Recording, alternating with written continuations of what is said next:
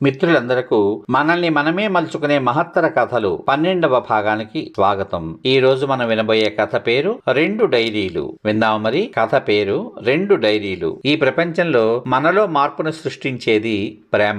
మార్పు అనేటువంటిది ఎప్పుడూ కూడా మంచి కోసమే జరగాలి. మరి మన చుట్టూ ఉన్న వ్యక్తుల కోసం మనం మారడానికి సిద్ధంగా ఉన్నామా లేదా? ఈ కథ వింటే మీకే అర్థమవుతుంది. ఒక నూతన దంపతులు తమ వివాహ వార్షికోత్సవ సందర్భం రోజున భార్యాభర్తలిద్దరూ కలిసి కూర్చుని టీ తాగుతూ కబులు చెప్పుకుంటున్నారు. ప్రపంచానికి వారొక ఆదర్శమైన జంట.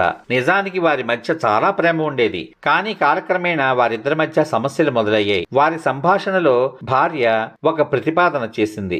అంటే ఒక ఒప్పందం చేసిందనమాట.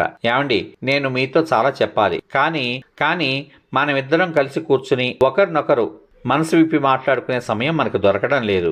అందుకే నేను 2 డైరీలు కొన్నాను. ఈ సంవత్సరం మొత్తం మన మనసులో ఒకరి మీద ఒకరికున్న అభిప్రాయాలన్నింటినీ కూడా వీటిలో రాద్దాం. ఈ సంవత్సరం మొత్తం మన మనసులో ఒకరి మీద ఒకరికి ఉన్న అభిప్రాయాలన్నింటినీ కూడా వీటిలో రాద్దాం. వచ్చే ఏడాది పెళ్లి రోజున మన లోపాలని తెలుసుకోవడం కోసం ఒకరి డైరీని మరొకరు చదువుదాం. వాటిని సరిదిద్దుకోవడానికి ప్రయత్నం చేద్దాం అని చెప్పింది. ఆ ఆలోచన నచ్చి భర్త కూడా ఆ ఒప్పందానికి అంగీకరించాడు. ఇద్దరూ తమ డైరీలు తీసుకున్నారు. ఒక సంవత్సరం వేగంగా గడిచిపోయింది. మరుసటి సంవత్సరం వివాహ వార్షికోత్సవం సందర్భంగా భార్యాభర్తలిద్దరూ ముందుగా నిర్ణయించుకున్న విధంగా తమ డైరీలను మార్చుకున్నారు. మొదట భార్య తనను ఉద్దేశించి రాసిన డైరీని భర్త చదవడం ప్రారంభించాడు. మొదటి పేజీలో, ఈ రోజు మన వివాహ వార్షికోత్సవం, మీరు నాకు మంచి బహుమతి ఇవ్వలేదు. రెండవ పేజీలో, మీరు నన్ను భోజనానికి రెస్టారెంట్కి తీసుకెళ్లలేదు. మూడవ పేజీలో, నన్ను సినిమాకి తీసుకువెళ్తానని హామీ ఇచ్చారు, కానీ అలసిపోయానని చెప్పి చివరి క్షణంలో ఆ కార్యక్రమాన్ని రద్దు చేశారు. నా తరపు బంధువులు వచ్చారు, కానీ మీరు వాటితో సరిగ్గా మాట్లాడనే లేదు.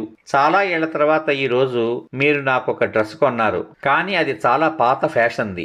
ఇలా భర్త మీద ఎన్నో పనికిమాలిన ఫిర్యాదులు ఆమె తన డైరీలో రాసుకుంది. అది చదవడం పూర్తిగానే అతని కళ్లల్లో గిర్రున నీళ్లు తిరిగాయి. భర్త వెంటనే, ఓ ప్రియా, నన్ను క్షమించు.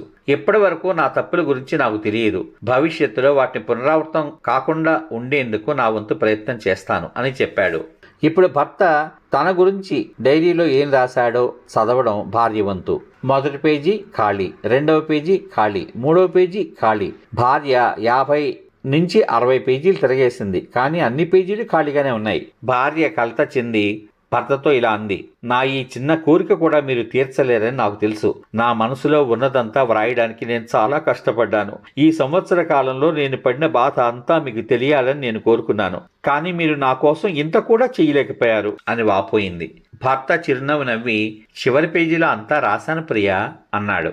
భార్య ఆత్రంగా చివరి పేజీ తెరిచింది. అందులో ఇలా ఉంది, ఎదురుగా ఉండి ఎంత కసురుకున్నా ఇన్నాళ్ళు నువ్వు నాకు, నా కుటుంబానికి అందించిన అమితమైన ప్రేమ ముందు ఈ డైరీలో వ్రాయడానికి నీలోని ఏ లోపాన్ని నేను గుర్తించలేకపోయాను ప్రియా. అలాగని నీలో ఏమీ లేవని కాదు.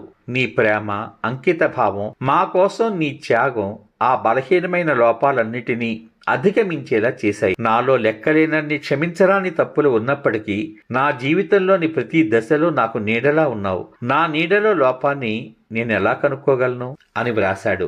అది చదివిన భార్య కళ్లల్లో గిర్రున నీళ్లు తిరిగాయి. ఆమె తన భర్త చేతిలో నుండి తన డైరీని తీసుకుని 2 డైరీలతో పాటు తమ మధ్య అభిప్రాయ భేదాలు, ఫిర్యాదుల్ని అన్నిటినీ కూడా మంటల్లో కాల్చివేసింది. మళ్లీ వారి జీవితాలు కొత్తగా పెళ్లిన జంటలా ప్రేమతో వికసించాయి. వివాహం అనేటువంటిది మనం అందరం ఎదగడానికి, మనల్ని మనం మెరుగుపరుచుకోవడానికి, ప్రేమించడం నేర్చుకోవడానికి అవకాశం ఇస్తుంది. మనం ఆ ప్రయాణానికి కట్టుబడి ఉంటే మరింత ఎక్కువగా ఇవ్వడం గురించి వివాహం మనకి నేర్పుతుంది. అందమైన దాంపత్యానికి అరమరికలు లేని అవగాహన కనుక ఉంటే ఆ దాంపత్యం, వారి ఇల్లు స్వర్గతుల్యమే కదా. మళ్ళీ మరొక మంచి కథతో రేపు కలుసుకుందాం. సర్వే జనా సుఖినో భవంతు. శుభమస్తు. స్వస్తి.